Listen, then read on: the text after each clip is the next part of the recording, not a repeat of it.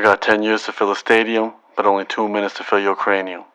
Humble the poet, signing in. So I wrote a poem called I'm Sorry You're Offended, and it was submitted to one of the largest radio shows in the country, and they invited me to compete to become their first artist in residence. So I figured I'd share with you the poem and you let me know your thoughts, and if you like it, please vote for me.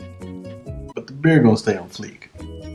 I'm sorry you're offended. It was nothing I intended, but I mean offense is taken, not given. And not to mention, you're assuming how I meant it, assuming that my intentions were negative from the get-go. That ain't it though, you invented anything you didn't know or understand. We call that context. And I'm not mad at you because everything we know is complex. It's truthfully, the truth and simplicity won't hold hands. But that reality won't stop us from trying to make them be friends. That's what the issue is. Folks be softer than tissue is. They hear something and judge it before they can understand it. Let's be clear. You're entitled to your own opinions, but not your own facts. So if there's something you don't agree with, that doesn't make it wrong or whack. And for that simple reason, getting offended is your choice. But that's not necessarily bad, because it means you have a voice. It means you took some time to reflect and look inside and see what things you hate and see what things you like. And it's a luxury to discover those feelings, something everyone's not afforded. There's plenty of places around the world where freedom of speech is not awarded, where freedom of thought is non-existent, because it's a right,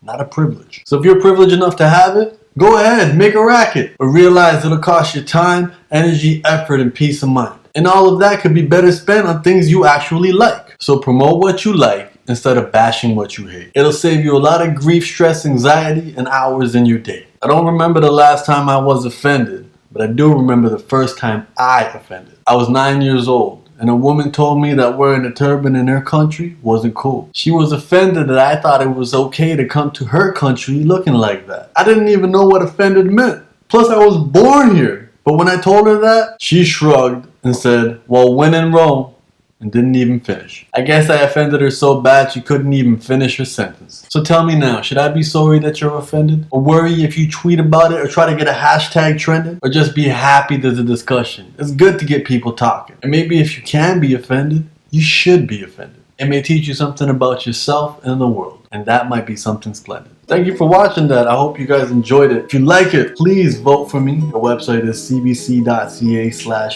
I'll put the actual link in the description of the video. I have the opportunity to become an artist in residence. Voting ends at midnight Eastern time on the 6th. So pretty much Friday night voting ends. So if you get a chance, please spread the word, share it.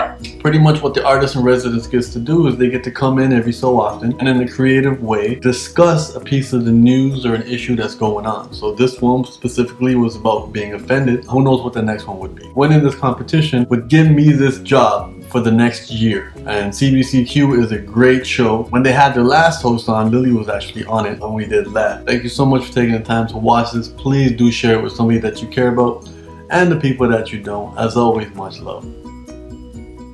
Beware of your friends. Why, Humble? What have you heard?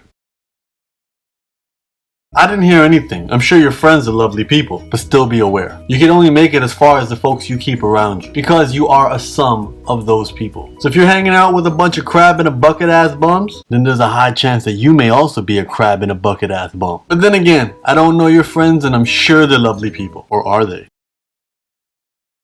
You're going to know your friends better than anyone else, and you're going to know which ones are great influences and which aren't. The people we keep in our life is just as important as the food we put into our body. And all of us are doing a great job at that.